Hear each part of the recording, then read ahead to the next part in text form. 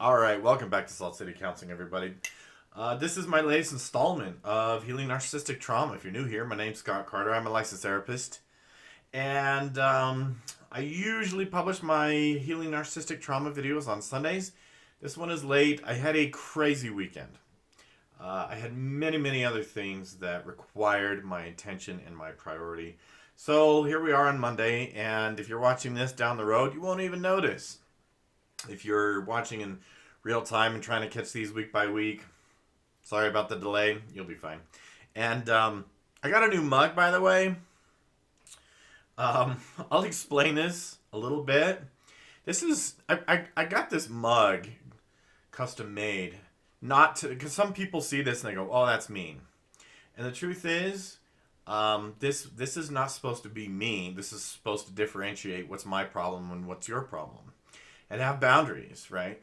And there are a lot of people in the world, narcissists included, that expect you to care about their problems just as much, if not more, than they do. And there are just a lot of things in the world that are not your problem. This is also, for me, a reminder that it is exhausting to care about all the things that people expect us to care about these days. The age of the internet, the age of information, it's exhausting. Let's admit it, we're exhausted. I can only care about, it's hard enough to care about all the things that I need to care about. So there are just certain things that are not my problem. Anyway, so in this installment, we're going to talk about fear in this installment, the importance and the role of fear. In the long run, if you want to heal narcissistic trauma, it's so important to stop listening to fear. I've been talking a lot about old mindset and new mindset. I'm going to talk and these ideas continue to evolve for me, and so I'm going to talk about them in regards to, or in terms of, like, old self, new self, okay? And old self is ego-based, fear-based, fear-driven. There's a lot of these contradictions. I hope the cat behaves himself. um, but we're going to talk about fear in this round. So get out your notebooks. We're going to do some exercises if you're following along. This is so important. This is going to be a work in progress, by the way. You have to work consistently with this. The ideas that I'm going to introduce here and talk about and try to get people to follow are only going to take hold, are only going to be effective if you are, or meditation is just going to help these ideas take hold. You have to create a separation between thought and reaction, or feeling and emotion and reaction, right? And that pause, or that space between those things, is where true self comes in and is like, hang on, we've done this before. Let's do something different. It's going to be okay. And learn to talk ourselves through that. So we're going to talk a lot about fear. I'm going to give you some exercises. I'm going to talk about how, I've talked about this in other videos. I've talked about this dynamic at length. Narcissistic types, including borderline, they use fear as a weapon. They weaponize it, deliberately, indeliberately, I don't know, but they are masters at causing people to feel afraid. And when people feel afraid, they do things like defend themselves, apologize excessively. They just trip over themselves to try and make up for it. I'm sorry. And they just see that as like chum in the water, man. They just, that is their cue to just go, to just double, triple, quadruple down on you. So we're going to talk about fear. We're going to talk about the dynamics of fear in this, and try to work on giving you some exercises. I want you to do this stuff like every day. And as you continue to see progress, it's super important to reinforce that progress, but realize that the more that the fear loosens up and doesn't have such a strong hold on you, the better you're going to feel. Try to think of the fear as almost like you're pulled all the way into a gravity well. And the deeper you are into that, the harder it is to escape it. But once you start to escape it, it gets easier and easier and easier, okay? Once you're able to escape some of that initial crippling fear, it gets easier from there, okay? So we're going to get into that, but first let me get some housekeeping out of the way. Please subscribe if you haven't already. Help me out too. Please share this video. My subscribership in the last 2 weeks has been in the tank. For a while there, I was getting 2 to 3 new subscribers per day. I've gotten like 7 or 8 new subscribers in the last like 2 weeks. I don't know what's going on. Some people say that YouTube suppresses certain content. I don't know. I can't speak to any of that. I have no evidence. I have no facts to back that up. But at the same time, it's like, I know that there is a severe war on consciousness, I believe. um, and the freedom to just even think for yourself. Um, and so, I don't know. Maybe YouTube is on that train. Maybe they're not. Maybe they're doing it deliberately. Maybe they're not. I don't know. Share the video. Subscribe. Like. Share. Comment. You know what to do. Please hit the tip jar if you really like my content. Cash App, Venmo, PayPal. And I'm going to skip the rest of the housekeeping for now and just kind of get into this. For the sake of time, I need to get to work relatively soon. And so let's talk about fear. I'm just looking at my notes. Okay, there are certain, like, the nature of narcissistic trauma. Again, narcissistic types use this like crazy. And the more people use fear, the more... I feel fortunate for myself because I have gotten to the place where I feel like the more that people use anger and fear as a weapon, the more I am very, very untrusting of that person. I start to think narcissism.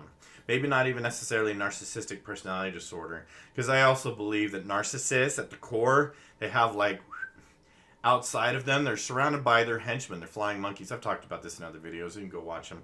They have their flying monkeys, their henchmen, who say and act exactly in the same way, and they don't necessarily have narcissistic personality disorder, but sometimes they sure look like it. They sure act like it. Narcissists have a total lack of empathy, but I find that their henchmen, when you really sit down and look them in the eye and start talking to them, they kind of start to sink a little bit in their seat because they realize that they might be out of line, and they can actually sense that empathy. I'm going to run through this list of things that come from that fear, okay, the results of that fear. It frankly could probably use its own video. Maybe I'll do one. But when you're listening to that fear that comes from the narcissist, you get these cognitive distortions. Frankly, I'm finding more and more that people are struggling to really have a grasp on reality, or even tell me what that is. Tell me what reality is. Tell me what's real. Tell me what's not. Tell me what's fake. Tell me what's right. It is chaos.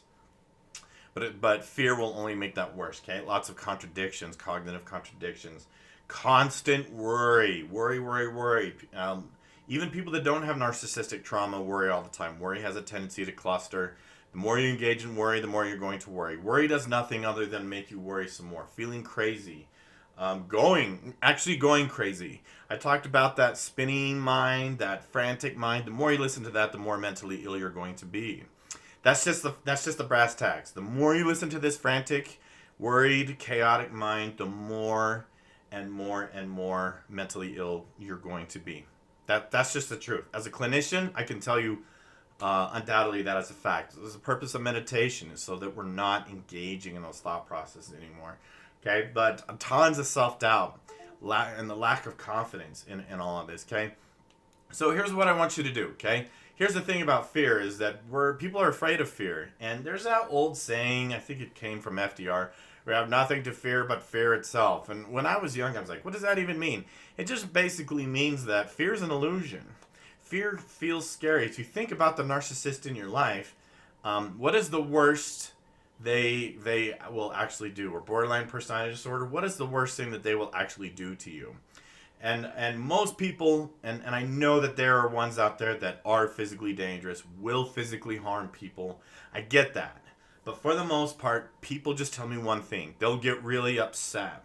You have a choice. You don't have to get up. You don't have to feel afraid just because someone is angry. I talked about this in one of my upcoming 10,000 Ronin videos, but just because someone's angry at you doesn't mean you've done something wrong. But if you listen to that fear, you're immediately going to go to that space, okay? So here's the thing. I want you to spend the next week, get out your journals, okay? I want you to spend the next week and see what it does for you. If you feel like you get some benefit from it, do it longer. Do it a lot longer. What fears am I experiencing today? Write it down. The more you write stuff down, the more you're going to have to engage your prefrontal cortex instead of your limbic system. Okay, your thinking brain versus your frantic brain. And the more that you write this stuff down on paper, the more you're more likely to be like, wow, this is kind of off the rails and irrational. Fears are irrational. Okay, here's my other exercise. I call it I can, I am, I will. I love I can, I am, I will. Basically, it goes like this. Anytime that you have a what if this bad thing happens scenario in your mind, you replace it with I can, I am, I will. For example, I had an individual, this hardworking blue collar dude, very anxious, well into his 30s, and he told me, for example, he says, I get really worried that I'm going to get in a car accident. What if I get in a car accident? I said, well, use I can, I am, I will. I I can call the police. I can call the insurance company. I will be fine. I will get through it. I will figure it out. Um, I am. I am confident. I'm a confident driver. I know what to do. Okay. I am a knowledgeable, confident, well experienced person. And the more that you replace what if with the I can, I am, I will, the better you're going to feel. And the I can, I am, I will is based in reality. It's like, what if they get upset with me? Well, first of all, they're going to. I will be fine. I I can hang up on them. I will not allow them to bully me with their anger anymore. And you start to develop these confident statements, okay? Keep a fear journal. What am I afraid of today? Is that rational? Is it irrational? Again, the more you engage your prefrontal cortex, the more you take a thinking part into this, the more you might stop and realize, like, man, I'm in a fun house. Like you ever go to one of those like haunted houses, like in Halloween? I love those places. I think they're a blast. They're a ton of fun. The reason why I think it's fun is I see through the facade. I know it's fake, and that's kind of what I'm getting at here is that narcissistic types tend to create this haunted house around you, this spook alley, like this fun house, and you're running around frantically and at every little thing that jumps out at us. That's the state that they get people into, frankly. And if you were raised in this, it's hard, hard, hard, super hard to kind of see outside of this. Okay, so do those exercises. I would love to hear people's feedback. I would love to hear what people's experiences are doing these exercises. And so leave a comment below. Make sure that you leave viewer questions. I love viewer questions. Those are really helpful. That was the other part of housekeeping I missed. But I got to get to work soon. So thanks for watching. We'll see you in the next one.